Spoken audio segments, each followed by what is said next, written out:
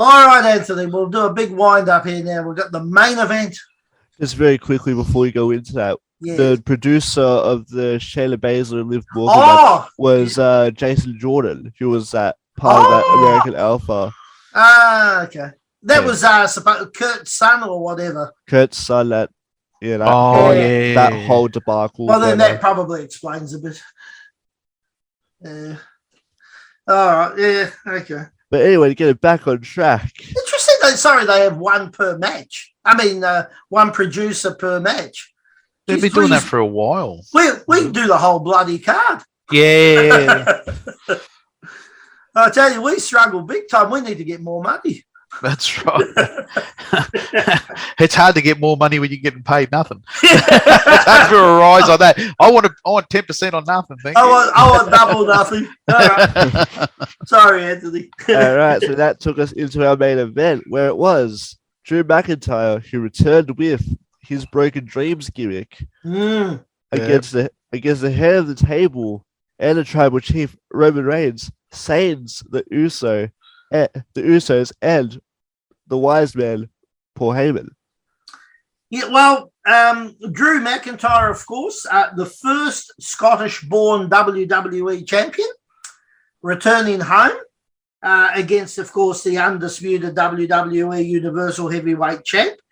And Roman Reigns has held the belt as of today, 734 days. Interesting to note that they crossed to Tyson Fury, who would later play a part, Karrion Kross, who sort of played a part. And the minute, I got to tell you, the minute I saw the referee as Charles Robinson, I thought, okay, he's going to get knocked out, so something's going on. We both said the same thing. Did you? Yeah. It's the only match he did. And I thought the minute he's out today, okay, so he's going to get knocked out and some shit's going to go down. We said there's going to be a ref bump for sure.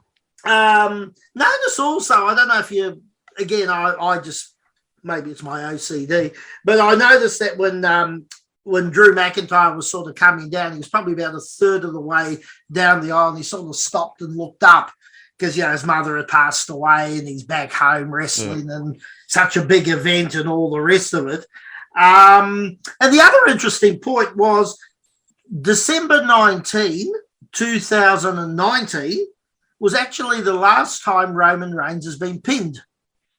Okay. Okay, so 3 years, well, 2.5. So interesting. But I think, I thought Roman, it was going to be an interesting match. We were talking before you sort of joined us, Mike. Without the Usos there, without Heyman there, not that Roman looked lost, but it looked different. It felt a bit different.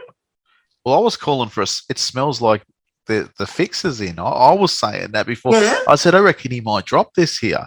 Yeah. I said that. Well, Anthony and I were talking about. Anthony's going, no, he won't. And I was saying, I think he's going to drop it. Well, I thought, and then he'll pick it back up on the next pay-per-view because there's no Usos and there's no Heyman. And I've gone, well, if you think about most of his wins, the Usos and Heyman are involved. Yeah, and Drew McIntyre, the emotional homecoming. Yeah. Although very interesting that Drew and Sheamus both lost. Yeah. I would have expected one of them to go over to sort of give the crowd. I mean, you probably would have thought more Drew. Really, Gunther got a pretty good pop when he walked out too. So Gunther got a pretty good pop when he walked out too. So they've had 1 out of 3 go over the locals, I guess. This was a good match. Solid. Good. It looked like two guys that were fighting for a belt. Nothing really what you would say was really out of the ordinary. Yeah, mind-blowing. Super special. Yeah. But the psychology was great. The showing fear and respect to the other person's finishing, that was all done. It was sort of more towards the end where it got a bit spicy because the last thing in the world I expected was Theory to run out with the bag. Well, that was magnificent because you have a character like Tyson Fury at ringside. Yeah, and Theory runs out and bang, the legitimate heavyweight champion of the world, boxing, hits him once, he goes down, the case never gets transferred. No, he's still got the case. Yeah. So that's 2 shows in a row. No, he's had a couple of false starts, but it's good because he hasn't lost it. I like that bit there. The Claymore Roman kicked out of, I thought, and then when Solo Sikoa came out, I wasn't expecting that. No, I wasn't expecting that. I wasn't honestly expecting that, and that was a real swerve. Yeah, well, he's As a the fan, only I one enjoyed out of the Uso brothers that was legally allowed to fly into the country. That's what I said to Anthony. The other ones have got felons against them. Yeah, they can't fly in. You know? Yeah. So, but there was talk they were going to call them up to the bloodline anyway. Yeah. So, and then of course it makes it look like, well, when all the odds are against you, you've got no one, you're out on your own. You've still got family. He's come up with a plan. That's it. Wow, yeah. Roman Reigns, how smart, So I like all of that because it was smart, and no one saw it really coming. And he was done. He was done and dusted. He was going to get pinned if he didn't get involved. If Sikoa didn't get involved, he was going to lose that. Yeah, so, Charles Robinson had taken the bump outside, and then the other ref had come down. That was another great reason to have another ref already there because of Theory. Yeah. Like the planning and the clever. attention to detail was really, really smart. Yeah, because you think about, okay, so Charles Robinson gets knocked out. How do you but you've got Theory who wants to cash in because he thinks Stinger is down, but you get him out of the picture straight away with Tyson Fury, puts Fury over, and it sort of makes it a bit funny sort of thing. But there's a ref ready there to jump in. Like, it was good planning. Yeah. That was detail. That was smart. You know, often you and I talk about lazy booking and that. This was the complete opposite. Exactly right. The whole show booking was good. There was nothing wrong with the booking whole show. Very, very good. Very, very good indeed. I thought, as you said, the match was, nothing overly spectacular. I mean, it was a hard-fought, good match. Yeah. What you'd expect out of the two of them sort of thing. But I think it was sort of more the swerve with Tyson Fury, Sikoa coming up to show, no matter what happens, he finds a way to win. He finds a way to win. He's got a plan. It puts him over even more so as being super, super smart, That's right. So I liked all of that. And then Charles Robinson comes back in and counts the 3 at the end. And not bad. I mean, I gave it a 6.5. I didn't. I went to 7. I have 7. Did you? Yeah, I went 7. So yeah. Wasn't, like I said, it was the 3rd best match of the night. Yes. Yeah. In fairness here. Anthony, what are your thoughts? I will say one thing though, when Fury finally catches in that briefcase, the crowd is gonna lose it. When he gets the opportunity. When he finally hands that briefcase over to the referee saying, "I'm cashed it in," and Tyson Fury doesn't knock him out, or Brock Lesnar doesn't take him out, the crowd's gonna lose it.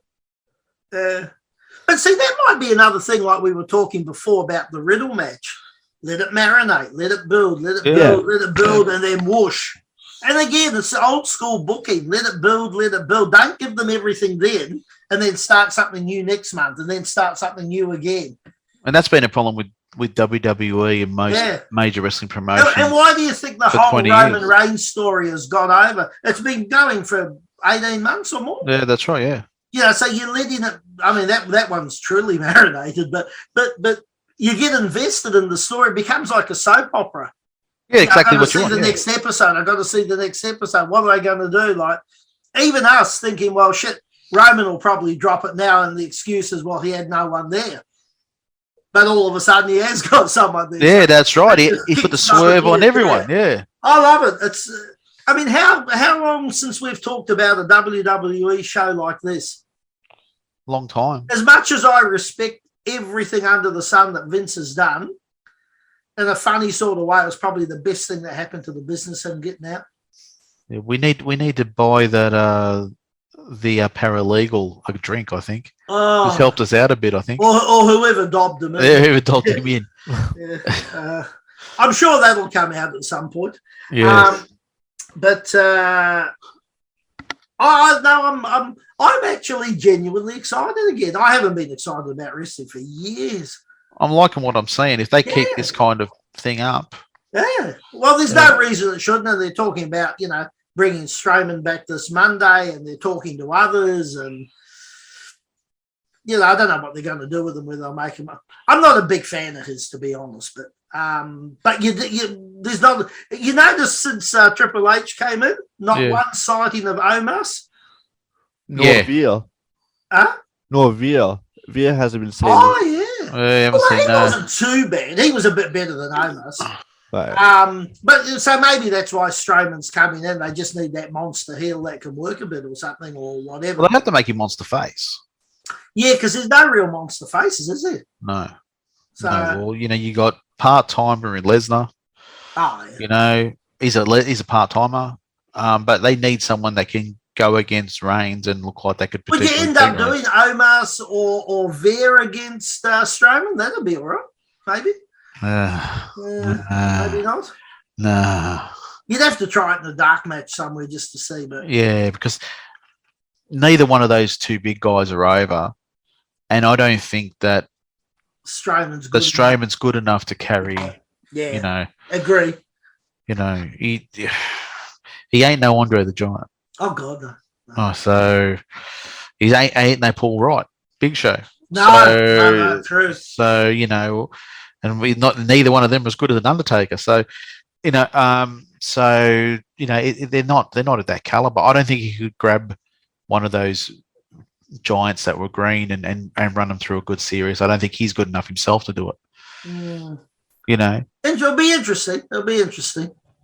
Yeah. What did you think of the aftermatch thing where Tyson Fury comes into the ring and starts singing, and then Drew's singing with him? And then I liked it. It happens in the boxing all the time. In the American Pie. Although I must say, Tyson Fury wasn't that bad. Like no music or anything, just a cappella. Every boxing match that guy does, he does that. Oh, does he? Yeah, it's not like a one-off thing. He sings to the crowd and that kind of thing, and yeah, so he's a very lyrical fella, and he does that. And actually, when everyone was feeling sorry that the crowd was flat because they've lost. Yeah. And it wasn't flat when they were singing, Bye Bye American Pie, and what was the other one? It was one of the Oasis songs.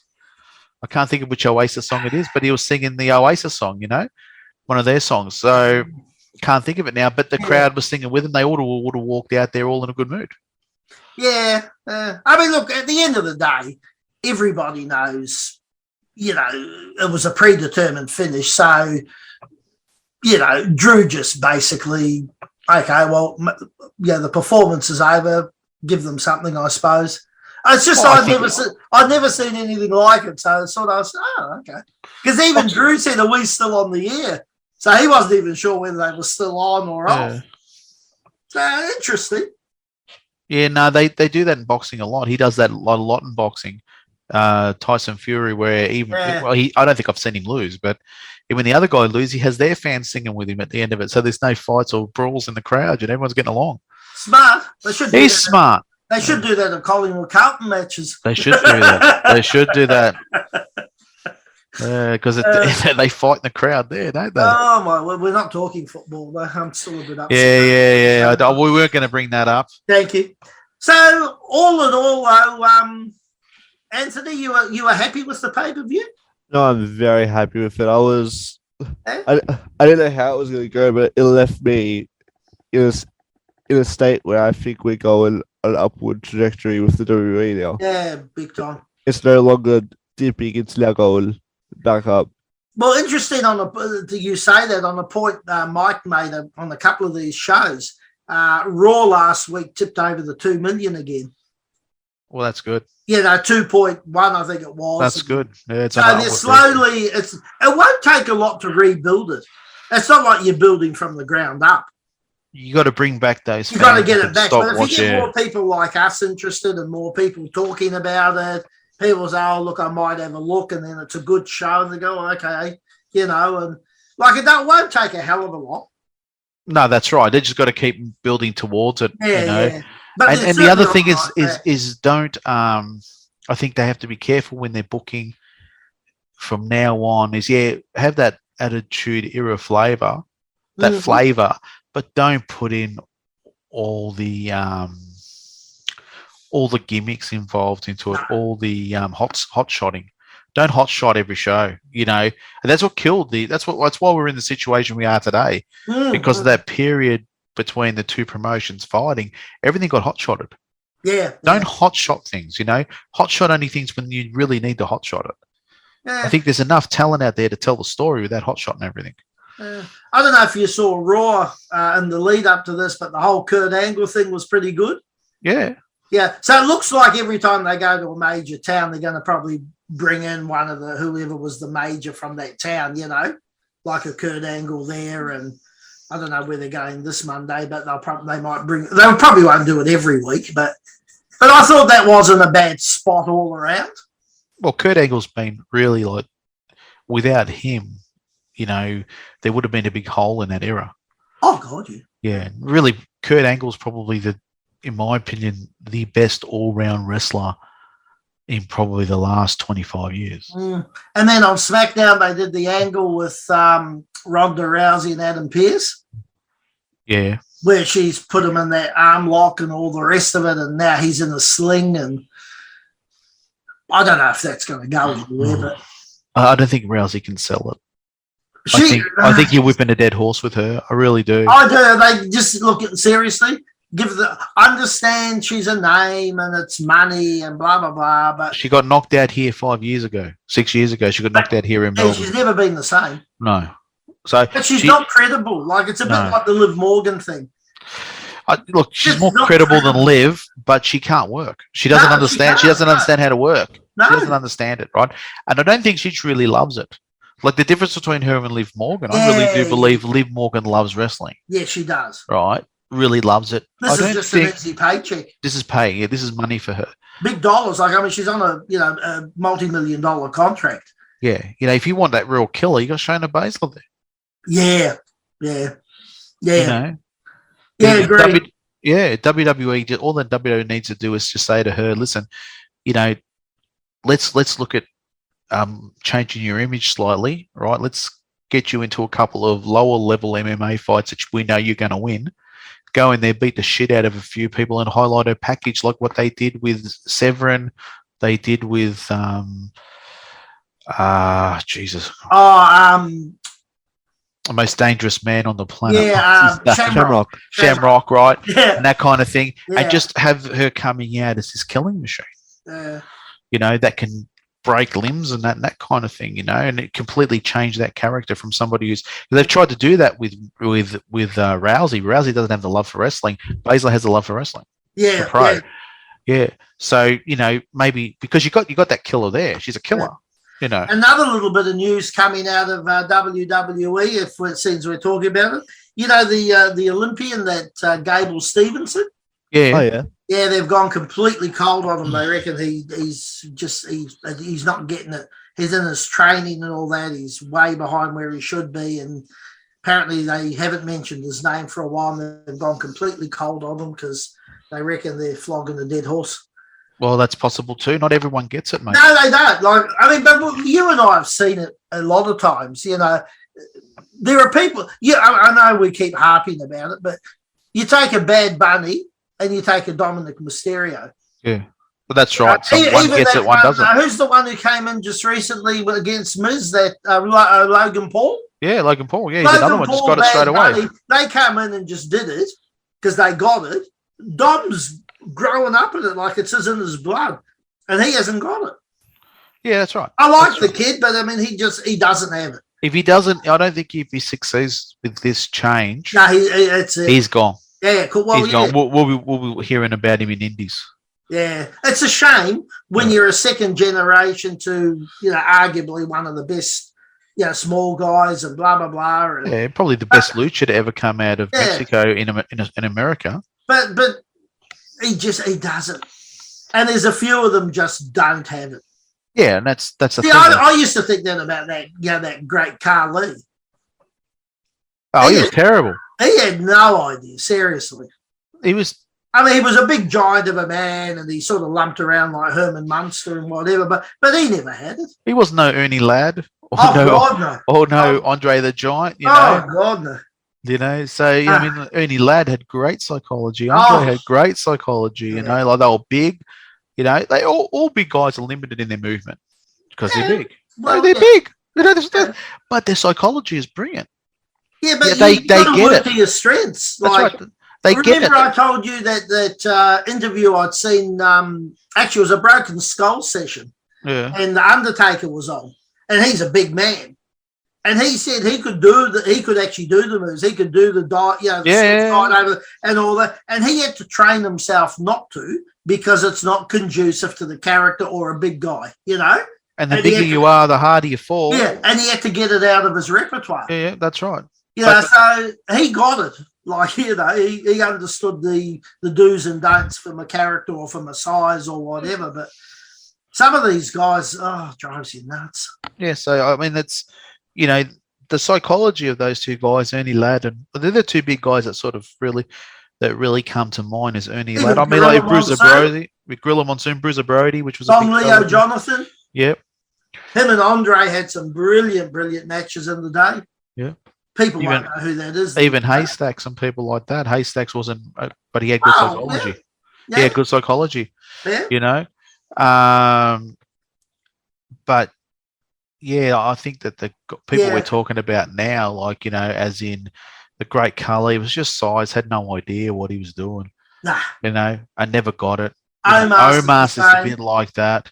It's a shame with him because he genuinely, if he got it, he could be actually bloody good. Oh, yeah, he could. He's really chiseled and he's strong and he's big and he's... Guys with like that, though, look, the old way they used to do it worked with big guys as in the territories. Yeah, you do your 3 months in the territory, go to the next territory, nobody else saw you from that territory, and you work the feud with somebody else, and then you left. They never put a belt on you because how are they going to get the belt off you? But in the current situation, we've got these big guys like that. Is what are you going to do with them after 3 months? And keep putting them in a feud. It doesn't work. You know, it worked in the territory days. It worked in Andre's and Ernie Ladd's day because they'd go from territory to territory. You know, once that feud was done, they go to the next feud. You know, now it doesn't happen. You're sitting there every week going on the same TV channel. You beat this guy, or you've lost against this guy. And this is what's happened to Big Show. You lost against this guy, lost against this guy, lost against this guy, and the guy just devalued. Yeah. You can't keep doing that. You know, when the territory days, there was only local TV and nobody knew that you lost there. They thought that you got brought in by the promoter as this killer that ate children and friggin' you know, stuff like that. You know, so but it's true. Yeah. It's very, very hard now for that to change. And with internet and everything now, no one can hide anywhere. That's exactly right.